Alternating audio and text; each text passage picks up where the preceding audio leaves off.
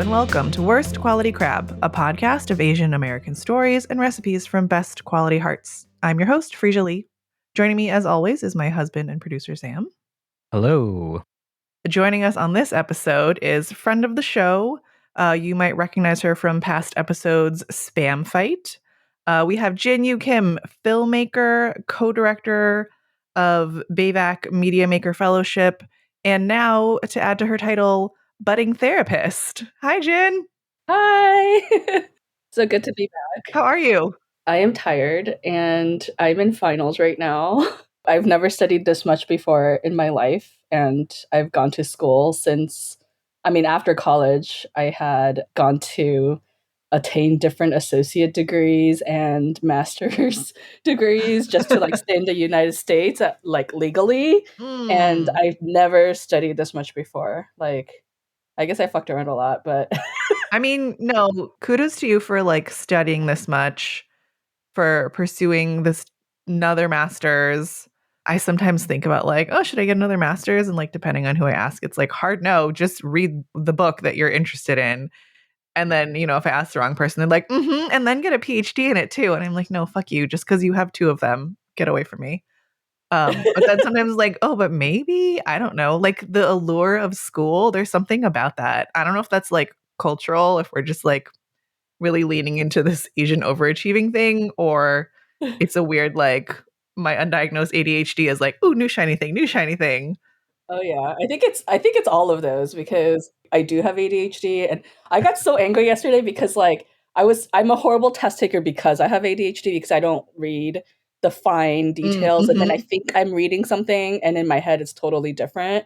So one of the questions was what is the least common medication for ADHD? And I'm like, I know this because I'm on it. I'm not on the least common one. I'm in the most one of the most common ones. I know a muscle relaxant is not typically prescribed for ADHD. It's usually stimulants. So I put muscle relaxant, and then when I got the quiz back, I got that wrong because the question was actually what is the most common. And I was like, of course I know it's stimulants. And so then I was like, I don't want the teacher to think I'm stupid. I know the answer to this. I just read the question wrong. So I had this whole plan of writing her an email being like, hey, I know I got this question wrong, and I don't expect you to change my grade. That's not the reason why I'm emailing you. I just want you to know that I know the answer. And because of my ADHD, I just didn't read it correctly. And also, this chapter is my favorite chapter because it's about me. But then I decided not to email her because she probably didn't even notice. So whatever. Yeah. God, you just laid out so much for us to unpack in that 10 seconds of just wanting the people to know that we are in fact smart. And it is not because we are dumb that we got a thing wrong. It's just oops, little oversight, little quirky thing. But being no, people will think I'm dumb. I must explain myself fully so that they know I am in fact an intelligent human being, because that is the label that I hang my hat on. And if they don't, then who even am I? Yes, exactly. Oh, I'm so glad you're back. This is so fun. Already, we haven't even talked about food. It was so hard finding a topic too, because I'm I want to talk about every food ever, because every food is so meaningful. I have key childhood memories attached to everything, but look, we always need guests. You are welcome to come back and talk about all of them. Also, we'll probably talk about some of them right now. But to lead us in, what is the one dish that we're starting with today? Where were you eating this? Who was making this? Do you still eat it? All of the things. You know how this works. Yeah, so we're going to talk about Miyeokguk, which is Korean birthday soup, also known as seaweed soup. I feel like it's had different nicknames for it throughout what I remember, growing up. I always just thought it was gross seaweed soup. When I first had it, I don't remember the first time I had it, because I'm sure I had it as a baby, but I remember with Korean food, usually there's always soup, right? So there's soup, there's rice, some kind of protein, and a ton of banchan. And without soup, it's not a complete meal. So growing up, I always had some soup with my food, and because we always ate Korean food at home. So it wasn't necessarily attributed to birthdays. I had seaweed soup all the time. So maybe once a month, right? So it was very frequent. It was in our rotation. And I think the first time that it clicked for me that it was like a birthday related soup was, or like, I guess, baby or pregnancy related soup was when my mom got pregnant. I was like 12 going on 13. And my mom was pregnant when she was like 38, which at that time was like hella old. Oh, oh, that's sweet. I Little know, baby 38-year-old. I laugh because like my whole life, my mom rounded it up and told people that she was pregnant at 40, which was like older than what she really was, because I think she Mm. wanted people to like look at her like, oh, she's an old mom or something. I don't know Mhm. why. She was like, be impressed with me. Look how young I look. Yeah, I'm like, so you were actually 38? And she's like, yeah. And I'm like, that's so young. And she's like, no, but at the time I was like so geriatric, whatever. But what I remember from that era was when my baby brother was born, she had to eat so much seaweed soup, like every day, every meal, for Oh. like 30 days or 40 days, whatever the postpartum ritual Mhm. was, which meant that everyone else had to eat it because no one else is getting special soup that's not the seaweed soup when my Mhm. mother has to eat it. So they're only cooking like one batch of soup and everyone had to eat it. And I remember like I was complaining to her and I'm like, this like angry teenager. And I'm just like, why the fuck do I have to eat this gross soup again? You know? And my mom was like, well, when you have a baby, you will know one day when you have a baby, this is the soup that nourishes you, your body. It like brings back all the like nutrition that you're missing and it helps you heal faster. And then after that, when the baby like turns 1 and 2, like every birthday for the baby, they have to eat it too. Mm. I did not know that. And the mother usually eats it with. Yeah, it's Mm. like a birthday soup, right? Yeah. So that was when it first clicked for me. And I'm like, oh, is that why I always eat this soup on my birthday, which I never asked for? Like, I'm like, I want the cake. Like, why am I eating the soup? But it was really funny. And then it did click for me that, oh, yeah, I've had this soup every birthday plus, once a month, right? So I started like making that connection.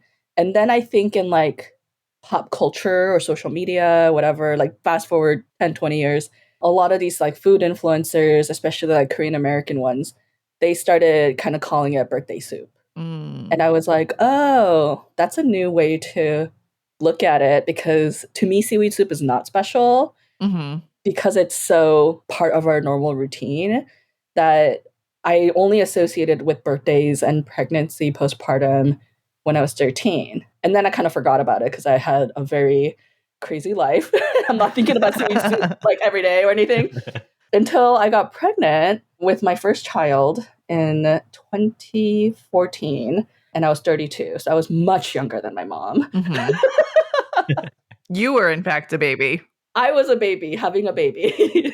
And I remember like I think I like forgot about the seaweed soup stuff, even though I had it for my birthdays. But when I gave birth, my mother-in-law, who's Vietnamese, stayed with me and she did like the Vietnamese version of postpartum care, which was hella nice. Like Mm. she put a hot rock and then she also did a bag full of Himalayan salt with like some Ooh. essential oils that she put in the Mm. microwave. And then so she was like helping my belly like mend. And then my mother was like bringing me seaweed soup every day, like fresh seaweed soup every day. And I was like, Mom, like, you don't have to deliver this to me every day. Like, you can just make a big batch. Mhm. I'll put it in my fridge and then I'll eat it. And she's like, I don't trust that you will eat it. I think you need to have it fresh. I need to see you eat it. Yeah. So she brought it with like the rice and the panchans and the protein, like everything with the seaweed soup. So it wasn't just like, here you go, a vat of seaweed soup. I don't know if you're going to finish it or not. And then she would like Mhm. sit there and watch me eat it. And I'm like, why are you policing my diet? I think at some point she did end up doing kind of like a weekly meal thing because she got tired. But that was every day for a whole month. And I was like, oh my God, Mom, like I cannot look at seaweed soup ever again. This is disgusting. Like I can't do this. And my mom's like, well, it's part of like turning into a mother. It's part of your what do you call it? Like not entrance exam. You're like rite of passage. Yeah, rite of passage. I'm like, why am I thinking entrance exam? It's your I mean, Honestly, there maybe should be entrance exams for parenting. I don't know that any of us would pass them, but Can you take 10 gallons of seaweed soup? Oh my god. can you But go then I was 48 like, hours with no sleep on just a bowl of seaweed soup? Go. oh my god. Yeah, it was really bad. Like I really didn't want to touch that soup again. But then I did look it up and it was like very nutritious and all of these things make sense, like why people have been eating this soup like for, ages since ancient times. It all makes Mhm. sense. So, and I think I got really into like the whole postpartum care era, because I was like, the US does not care about me. My US doula, which I paid for, like she checked up on me like for 1 week or like whatever the I forget like how many times, but after her last checkup, it was like done, right? Mm, And that's alternative, right? Like yeah. that's an alternative model of medicine, anyways. Like the hospital, like after I left, like I never saw my OB until like my checkup. I don't know, a month later. I don't Mhm. even remember. So I think like the postpartum care, like the Asian style care for me was like a way to continue recovering, continue feeling like people cared about my health, like as a mother who Mhm. just like spat out a football sized baby and have like shredded tires as my vagina now. Like, you know, Uh-huh. how about Oh, me? I'm aware. Mhm. Mhm. Yeah. I thought that was interesting because, like, in my mind, the Korean culture is always like very patriarchal and like very like male centered and stuff like that. But when you look at the maternal care there, and even like the setup that they have for like they have these like houses, like almost like boarding houses, where Mhm. after birth you just live there for 30 days and people take care of you. I mean, I'm sure you have to pay for it and it's probably hella expensive, but that's just normal culture, right? It's like, hey, mom gets a month to recover. Like, don't bother her with Mhm. work shit. Like, let her recover first before you bother her with your stuff. Um, and I think they take that really seriously. So I really wish that the US did that. And I think for me, it was just like a search for that kind of care Mhm. in postpartum. Yeah. And then I forced my son to eat seaweed soup every birthday. Is he into it? Yeah, he actually really likes it because I don't make him eat it that much. Like he's not eating seaweed soup every month or anything. He eats it maybe like once every 3 months or whatever. Mm. So on his birthday, I always make it. And I do exactly the same thing that my mom does to me, which is like sit right next to him, eat the seaweed soup with him, and tell him the horrible, treacherous birthing story of how he came into the world and how hard it was and how I had to eat it for 30 days and all that stuff. And so he knows the story really well. Nice. I love that. Yeah. What made you think about this soup now for the show? Well, there were so many other foods that I really wanted to talk about too, but either someone else talked about it or I was like, well, I don't know if there's like a bigger story to it aside from like I love it and it reminds me of my grandma. Like sujabi, for example, like I know you had an episode on that. Mhm. There was like a couple dishes that I was always requesting because I love the way that she made it. But there isn't like much more to the story than like it just reminds me of my grandma. Mm. And then with seaweed soup, I started thinking about it again because, well, I recently had a birthday and then I'm also pregnant again. Yay! And I'm 42 now. I'm 42, so I'm older than my mom. Congratulations. Uh, Woo. thank you. So I'm thinking a lot about like postpartum care again and how food is healing because of this therapy journey that I'm on as well. I'm only in my first quarter of like this 3-year program, but I'm always thinking about how like just different cultures do things differently, you know? And Mhm. like how do we take care of ourselves? How do we take care of our family and our communities? And some of those things are just part of the culture. It's not even like, oh, when you cry, I do this. It's just like this is a way we nourish mothers after they do something like give birth, right? Mhm. And I just think like that is really healing. It's usually a community effort and it's very like women centered as well. But like even the dads and the fathers and like they all are part of supporting that. So I just felt like, I don't know, I'm just like really into that idea. And for this pregnancy, I am 10 years older. than the last time I was pregnant. I definitely feel a lot worse just like being, Mhm. like just existing. Yes. So I'm thinking a lot about like not just recovery, but how do I maintain well-being through the pregnancy, and like how do I nourish myself like now, not like waiting until I give birth and then get my 30 days or whatever. But Yeah. like also it'll be hard anyways with a newborn crying in your face like every 5 minutes. So I'm thinking about a lot of like these healing things that I could do now for my body. And so Yeah. seaweed soup just kept kind of coming into my mind as part of that. That's really amazing. I love all of that. Also, as a geriatric mom, as they call us. They changed the name. It's now They did. advanced maternal age. Advanced maternal age. I'm like, that's not better. I know with our last one, I was like, I know I'm geriatric, it's fine. And he's like, oh, we don't say that anymore. We say advanced maternal age. And I was like, that's not a good rebrand. That is not I know it's just a different way of saying grandma having baby. that we're It's old. fine. Yeah. Exactly. But yeah, it's funny because that you say that it feels really different because when I was pregnant with our second one, I was like, pregnancy's fine. I can do this again. Like she's a middle child. No big deal. This is great. Da, da, da, whatever. And then we waited and then pandemic and whatever. And then finally, I guess I was, I don't know, 40 when I got pregnant with her. I don't even know. What is time? But I was like, oh God, the 5-year difference is so much. This is Oh my god. terrible. It's real. Yeah.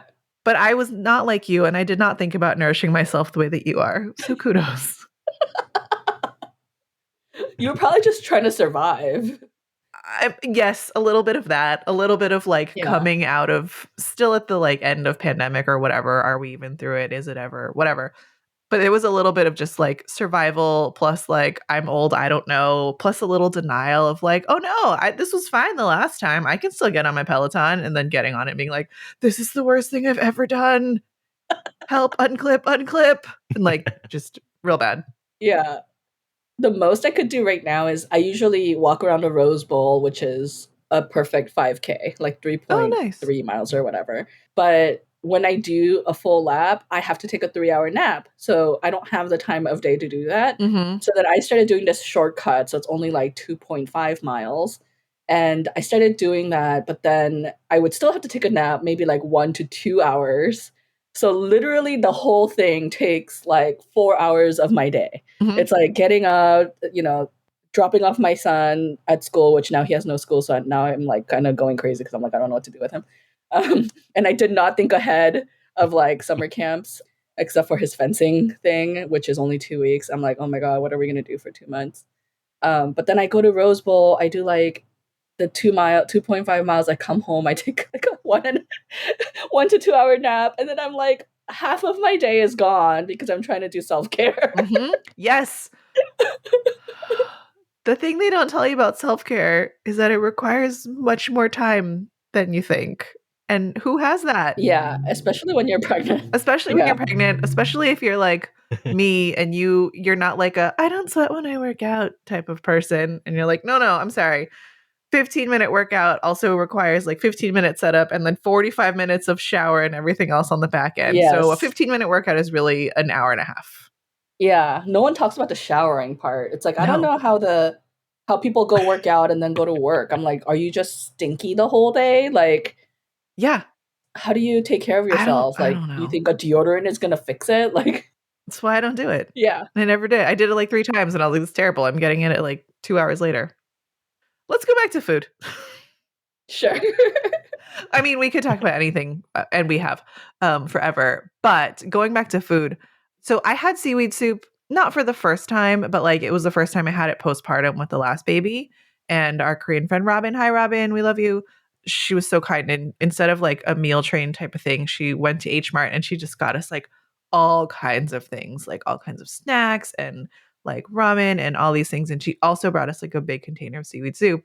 And I liked it, but I also remember being like, "Oh, this feels nutritious in that like the seaweed is, it's like thick and it's got like bite to it and the meat was like, really tasty."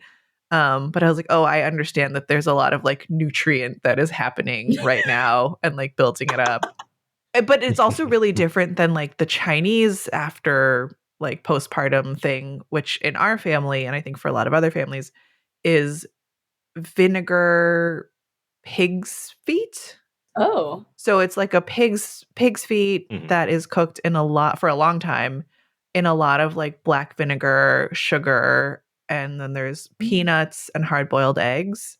And so I think the skin on the pig's feet is supposed to be like all of the collagen that helps with healing. And then there's the Yeah. protein and all the things.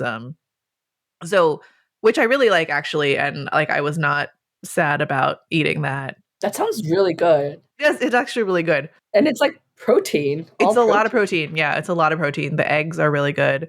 Oh, if you lived here, I would make you some, or I would have my aunt make you some, if I'm being honest. She made it after every one of my babies, and she made us like a giant pot. Like she did the thing of like, here's a giant pot, eat it for a week. Where we were like, this doesn't fit in any fridge anywhere. We don't own a walk-in, but we made it work. But it doesn't go bad because it's just a big pot of vinegar. Yes, that kills. it is almost Right. preserved in the vinegar and the sugar. Right. But like it was Yeah. very different from the seaweed soup experience because the seaweed soup, like it feels nutritious, but it's also like light.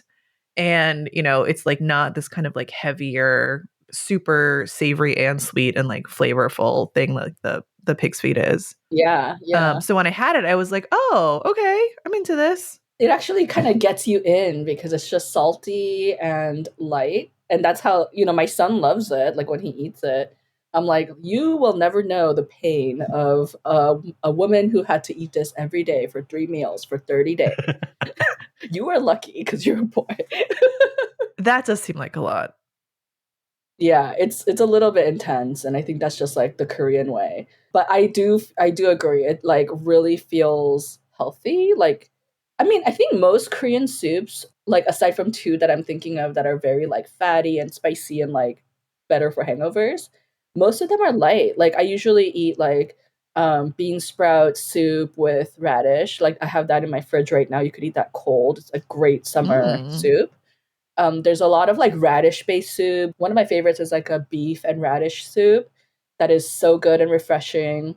And then in the summer, we have kind of this thing called like dongchimi, which is like a cold radish soup that kind of looks like kimchi. Like you can find it in the kimchi section, and it's just like white, with a lot of like broth, like the vinegar part, and then you just eat it cold, and it's so refreshing.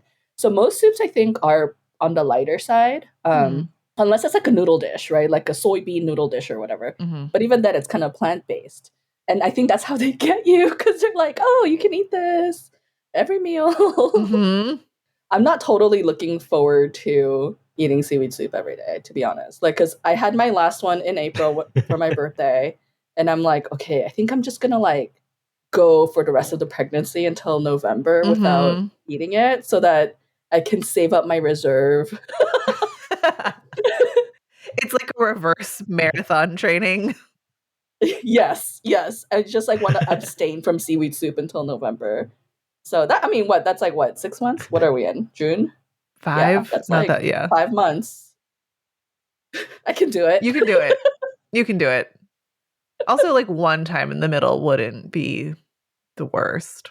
I don't know. I think I need to just go full cold turkey and then I'll appreciate it again. That's fair. It's also summer. Oh, that's true. Yeah. Yeah, it's really hot. Is your mom going to make it for you every day for a month and bring it over every day? I think she learned her lesson because I was the first to give birth from her kids, and then after that my sister-in-law had 2 babies, and then I'm going to have another one. So I think this is her 4th grandchild. So I think she learned her lesson. She's also 10 years older. So I'm hoping she will just give me a vat of seaweed soup that I can just eat through or pretend like I'm eating it. And then she'll just trust you enough. I mean, I know she'll come over like all the time, but maybe not every day.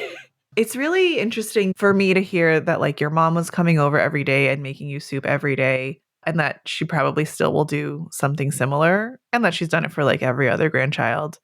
Just because like my experience postpartum with my family was so different, and it's like not shade to my family at all, but like that's just not how we operate. I don't think that's how like my mom's experience when I was born. In our family, like my aunt is the one that made the pig's feet, and she's like kind of the more traditional of our family and doesn't have kids. And so I guess like for me in this moment, I'm just sort of reflecting on how like we don't have these kind of birth traditions in our family. And I have learned a lot about it from either my aunt, just from my own experience, but largely just from social media and from other people's experiences. And like I want to say like it's so different culturally, but like it's not. It's just different for me. And I don't even know that if my mom kind of knew those things, like how I would receive that. Not that we're not close, but like that's just not the type of relationship that we have, I guess. I guess what I'm getting at is like it's really interesting becoming a parent. You kind of get like this new side of your parents and you get to see them like, you know, it's the choice of like, are they going to parent you as a parent right now in this moment? Or like, do you kind of continue this more grown up, like adult child parent relationship? And like, what is that dynamic like? And just hearing yours is like very different from my experience. Yeah. I think also because I think we talked about this in the last episode, but I'm an immigrant. You know, I'm like, what? I mean, I don't know. I'm not like one, I'm not second generation. I'm not first. I'm like 1.5, I guess, whatever you want to label it. I get so confused with the generation stuff because, like, I think it's different for every Mm-hmm. time I think I know, like, someone else is like, actually, according to Japanese American history, you are. I'm like, okay, Yeah. whatever. I was not born here. I was born in South America, but like I guess I'm first generation there. I don't know. I moved here when I was 5, but then I lived with my very traditional Korean grandmother only for 10 years, Mm-hmm. where like I only spoke Korean at home. And at school, I didn't talk at all. So like if the teacher called on me, I would just nod Mm. or like make a shrugging gesture or something. I just never spoke. And people thought I had like a speech impediment or something until junior high. So I didn't speak any English until I watched enough episodes of Saved by the Bell and Full Oh, House Zach where Morris. I felt like I felt like my accent, because I had a very strange accent. I had like a half Spanish, half Korean accent. Mm. I think I still have some accent. I don't know if people could tell what the accent is from, but I don't speak English like a native English speaker, I guess. But I don't think I felt truly American until like maybe college, because then I went back to Bolivia in high school. So I always just felt more like an immigrant. Mm-hmm. And I think maybe that's part of how I connect to the Korean culture too, because my parents are like so stuck in a time capsule because they left Korea in like 1979 or whatever. And they are like boondocks Korean, like country Korean, Mm. compared to like the Koreans who like stayed in Korea and have evolved with like society. Like Mm. they Mm-hmm. talk totally differently. My parents still talk like 1970s Korean. And when people from Korea visit, because my mom has like a guest house, like she runs like a Airbnb for Korean travelers. I never see the stark contrast until the Koreans from Korea arrive at my mom's house, and I'm like, "Oh my god, my mom is like in a different she's literally her own time capsule, and she can only hang out with other people who left Korea like in the early 80s or late 70s who like live in Koreatown, Los Angeles, who speak the same way, who like eat the same foods and never eat like, cheese in their kalbichim or anything like that, you know? Like they think all that is so weird, and they're like the fashion and everything is still very different, right? Mm. So in a weird way, I think I'm like an extension of that time capsule, because even with my friends, I think most of my Asian American friends are like second, third, fourth generation. Like they've been here a while. They speak English to their parents, even, maybe even to their grandparents. I still speak Korean to my mom. Like my mom refuses to learn English. In fact, her Spanish is better. So I think like my distance with my parents is more language, because my Korean never got better after like third grade, because that's like up until how much I learned Korean. So there's a lot of like gaps in terms of like cultural understanding, but it's also like cultural understanding with someone who hasn't evolved with the rest of Korea. So it's like Mm. this weird culture gap with someone who's like stuck in the 70s, 80s Korea in their mentality and like how conservative they are. How, I mean, the only thing that I think evolved, I guess, is like her church culture, but church culture doesn't evolve at the same speed as regular society, right? Like that's the only thing that I think she went to regularly, and I saw how church has influenced her over the last like 40 years, right? Like how depending on which church she goes to, she has different friends, etc. But yeah, it's kind of like a weird in between space.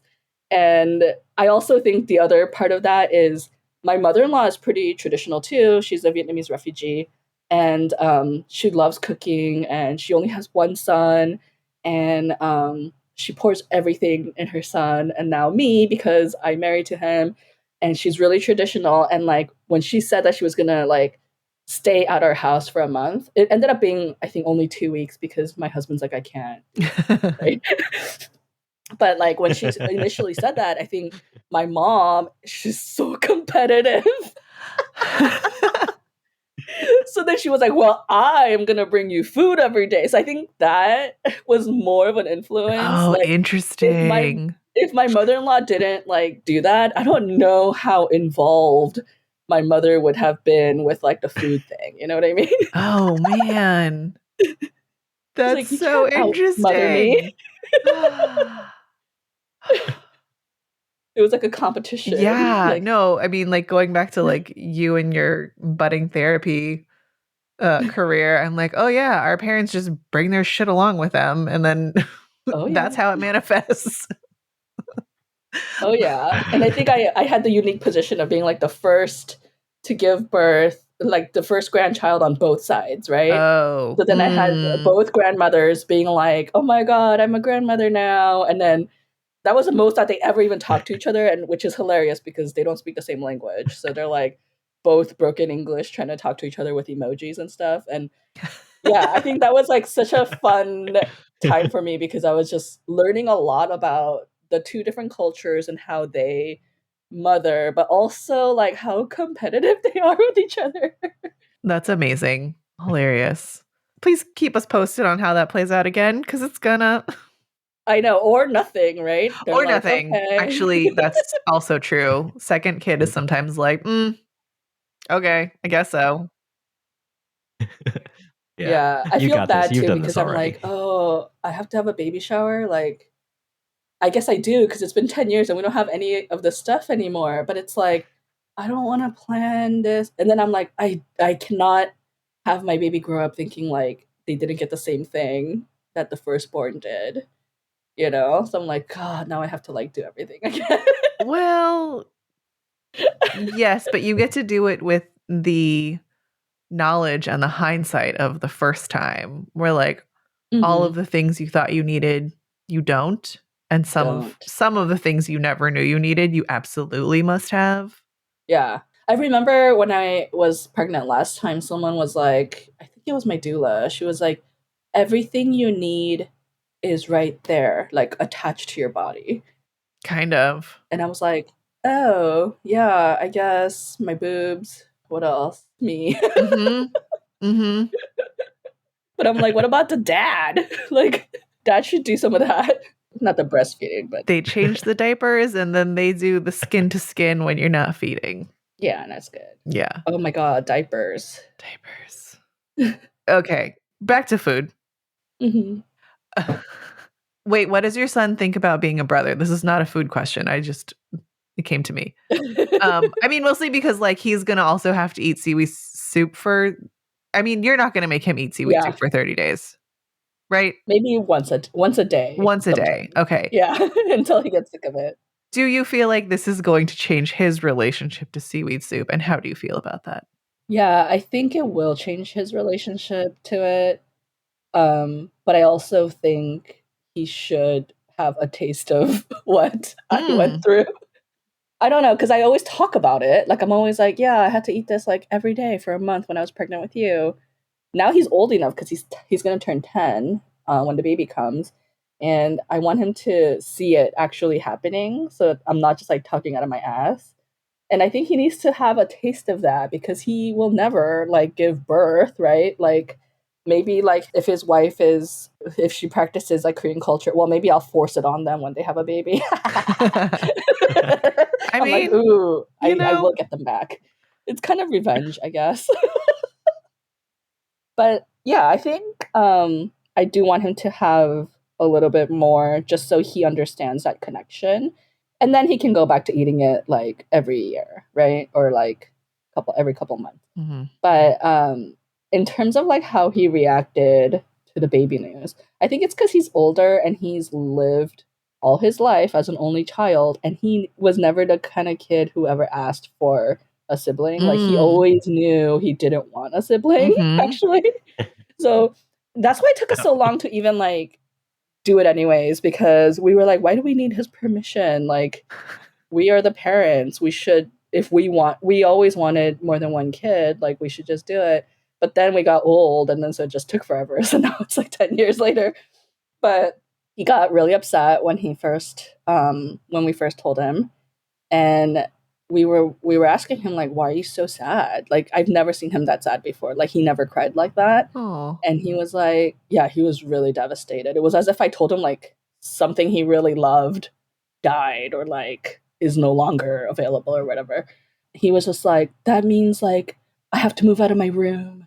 And that means that, I have to like share all my stuff and that you're going to love the baby more. And I'm like, that's what it is. He thinks I'm going to replace him and Mhm. he's going to lose everything he has. And the baby's going to like take all our love. So I reassured him and I And the said, baby will. like, No, I'm just kidding. maybe temporarily. Yeah. No, I was just like, the thing about love is that it's unlimited, like everyone's capacity to love can only grow. I mean, it could grow, it also could diminish, but like it Mhm. could grow endlessly. Like you can be someone who has an abundant source of love. And so there's always going to be more ways I can love you. And actually, like seeing you being an older brother is going to make me love you even more, and that didn't really, solve anything. And then Mhm. I was like, we're going to go to theme parks twice a year now instead of once a year. Everything will be double. The gifts will be double. And he's like, oh, okay, I think I'm coming around to it now. And I was like, oh, if you watch the baby, I'll give you like $10 an hour. And he's like, no, I want $1 a minute. I'm like, what? I What? don't even make $1 a minute, boy. That's Yeah. Can we just raise the minimum wage first and then we could talk about $1 a minute, sir? Small sir. I mean, I know. I was like, you are so demanding. I'm like, once I make more than $1 a minute, then I'll give you half of mine. But no, I don't even make $1 a minute. So I don't think something I don't even have. But now he's actually excited. And now that he knows it's a boy, he's like even more excited. And he wants to, be a good older brother and like teach him fencing and all that stuff. So Oh. I think now he's definitely coming. I wanted a daughter, but I guess Go for 3.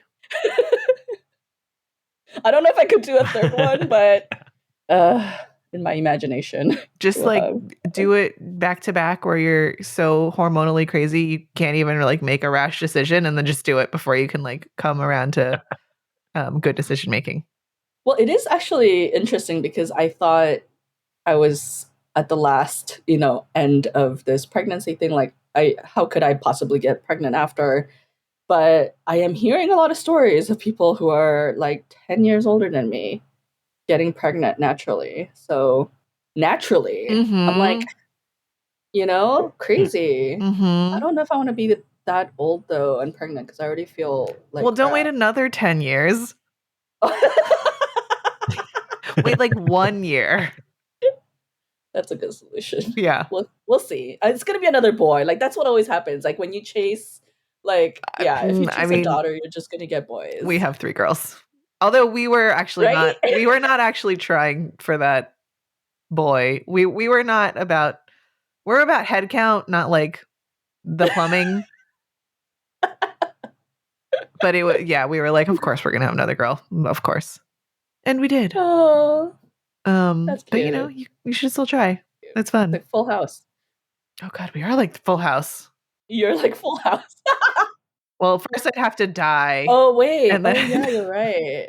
and then No, Sam would don't die. have You're to not Full like House. find some estranged cousin and also a local comedian to move in, Oh yeah, I guess. was Joey not related? No, I don't. He was just like a random I don't know if he was like comedian. just a renter, like a Craigslist situation, or like a college friend who just never quite made it. It was I think they were unclear. I love college how they threw that buddies. in there. It's like, oh, the artistic type, the comedian is. Well, Jesse was also a musician, but Yes. wait, was Jesse was related to him?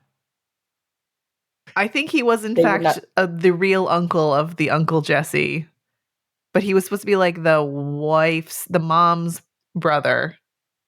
Oh, I see. Okay, okay. So That this makes sense because I was like Bob very Saget Greek, and Jesse. yeah, no, this very Greek, dark-haired Jesse Katsopoulos and dark-haired Danny Tanner, R.I.P. Bob Saget, had 3 very blonde children. Blonde girl. Yeah, that's what I was gonna say. I was like, the mother is supposed to be the sister, but she's blonde. Okay. Yeah, I don't know. Ask ABC. Whatever. It all made sense. Yeah. It all made sense when we were little. We don't question these things. I ate that shit up when I was, however old, and it was TGIF Full House night. Right. Looking back, I have questions, but at the time, it's great. Give me more. Give me more. I wanted to say that back to the postpartum food thing, like what I noticed was, because I'm doing a lot more research around it, there is actually some Korean postpartum services that are now included in, like, I guess hotel stays. Like there's some certain hotels that have it. I forget which hotels they were. It was kind of random. I'm like, why does this hotel have a Korean postpartum service? You check into the hotel and like you get all the services, but they're so freaking expensive. And it's like, I wish there was more like accessible postpartum services that I don't know if I want to check into a different place though, because I kind of like wanting to be in my own house. But even having like the care come to your house, or like, I don't know. I guess that's what people are doing naturally, like with meal trains and like doulas and things like that. But it would be nice if there was like just some model where, okay, fine, even if I have to like check into a place for a month, like a place where like my whole family could come with me. I know I'm like making up my own idea of like how I want this. It's a little compound, and you all get your own cabin, and then no. With all the care and all the food, like everything's made for you. Like they clean everything for you.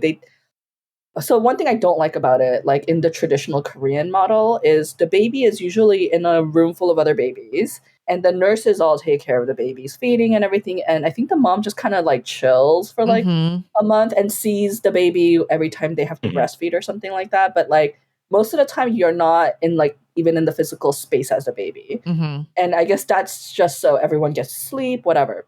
So the part I don't like about that is like, I just had a baby. Like, I want skin to skin. I want to bond physically with the baby. Like, I want the baby to be in my arms, like ASAP forever, I did a lot of work while that baby was on the inside. Give me that baby on the outside. Yeah.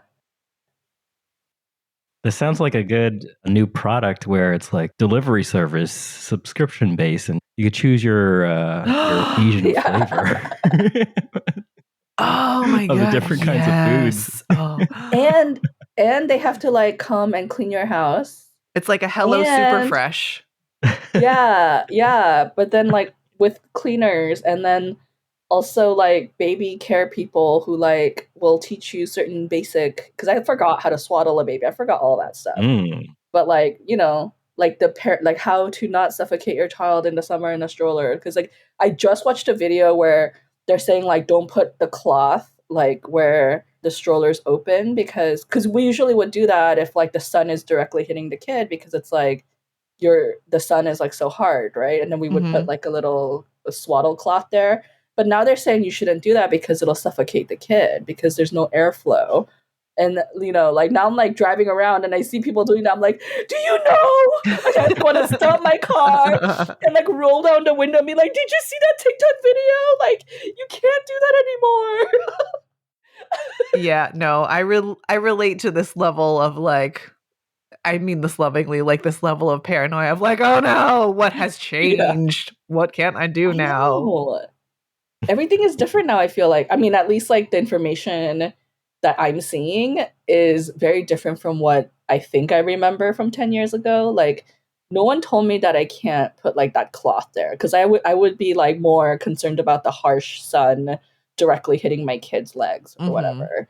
Um I also like my kid has eczema, so it's like very much a concern.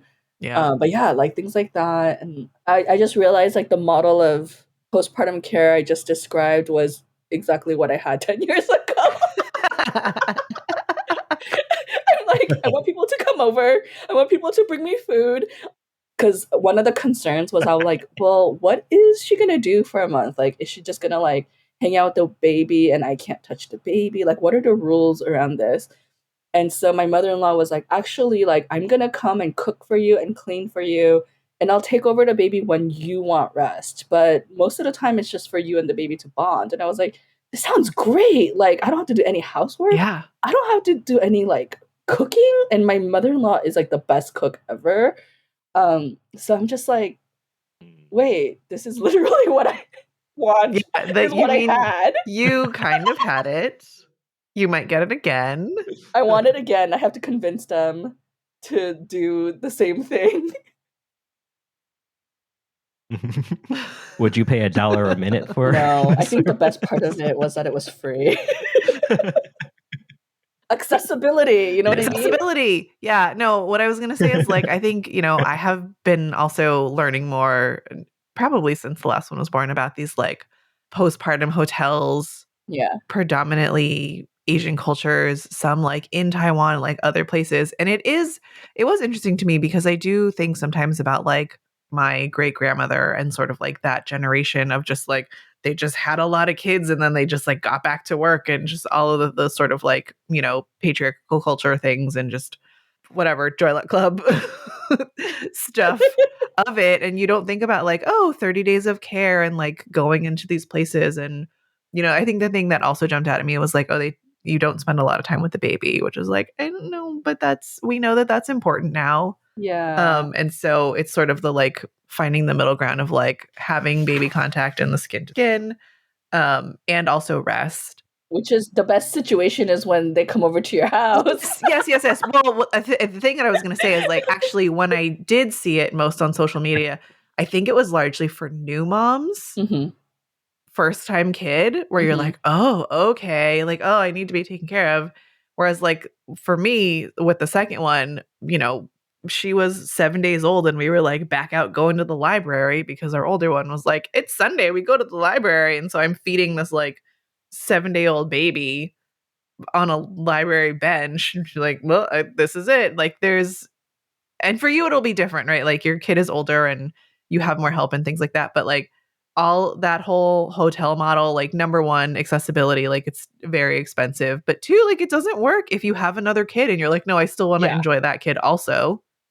Exactly. That's why you have to bring the whole family there. Yes. You know? Yeah. So this goes back. So it's like a compound summer camp situation where everybody gets a cabin, but the cabins are separated too. So you don't have to be in the same room as your other kid.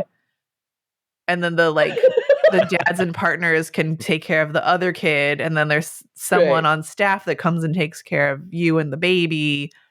And then Yes. someone else, there's like cooking for everybody. And then Yes. you And the choose cleaning. and the cleaning. And then you order your like Asian uh restorative meal of choice, right? So you're like, oh, today Yes. I'm gonna go Korean seaweed soup. Tomorrow I'm doing Chinese pig's feet. We're gonna, mix it up, whatever. This could be good. Hmm. And then it should be free. And it should be free. It should be free and it should be subsidized by I don't know who, because we Biden. don't I'm because we kidding. don't care about mothers in this country or babies after they're on the outside, if we're being honest. Yeah. But it should be free. And you bring up a good point. I think this time around, my mother-in-law is going to end up spending a lot of time with my firstborn Hmm. and cooking and cleaning, and I'll bond with the baby. Which honestly is a big help for someone else Yeah. to spend time with the bigger kid and just like they're not always going to love it. And sometimes, they're going to like, he's going to have his moment of just being like, well, I don't get time with you and the baby. Mm-hmm. But having someone else around that he trusts and he knows to like occupy him is a huge help. Mm-hmm. And then also, this is a food show. Like if she is like making him yummy stuff, Mm-hmm. if she's like, oh, let me like make a treat for you or take you out or whatever, goes a long way. Oh, yeah. Yeah. Jin, this was super fun. We could keep talking about this all day. I say this every episode, but it is true. It is always especially true with you. It's always a good time. We will definitely have you back because I know that you have many, many other foods to talk about. And also, we haven't even really gotten into like why you are such an excellent cook, which I do want to dive into because I know that that is true. And I have lots of questions. As a kind of mediocre medium cook, I have questions for you. But for today, this has been super fun. Congratulations again on the next baby. It's going to be great. You're going to be great. Everyone's going to be amazing. Good luck with the 30 days of seaweed soup. Thank you so much. And yes, I would love to be back next time with a different food. Maybe I'll give you an update on the postpartum thing as well. I mean, honestly, if I could figure out a way to get you the pig's feet, I would, because I think if you like mixed those two up and you weren't just eating only seaweed soup for 30 days and like sometimes you got this like very savory, sweet, proteiny. The peanuts are honestly my favorite. Oh. We'll figure this out. We'll figure out a way to make this happen for you. Thank you. Because it was actually one of my favorite things about postpartum, besides like a cute baby. But I liked eating it. Anyway, this is super fun. We're so glad to have you here. If you would like people to find you on socials, where can they do that? I'm at JYK Films on every portal, I believe. And it was also a pleasure of mine to be back again. And I can't wait to be back again. Yeah. Thank you for having me. You are forever a friend of the show with Marco.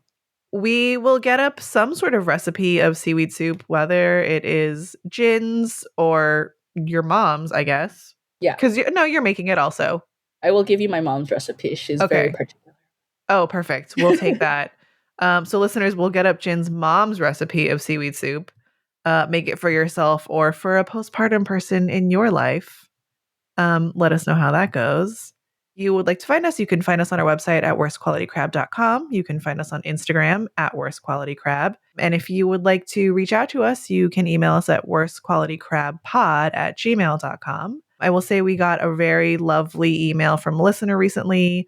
It really made our day. A few other people have reached out to kind of tell us nice things. And I say that not just because like, oh, we like to hear nice things, but because we want to know like how this show is shaping you, if you'd like to hear anything different from us. And it's just nice to know that this thing that we're doing actually hits. And if it's not hitting and you're still listening, I have questions. But if it's not hitting and you would like to tell us why or what we should do differently or what else we could be doing that you'd be interested in, please feel free to hit us up. So thank you all, and we'll be back next time. Thanks, everybody. Bye. Bye.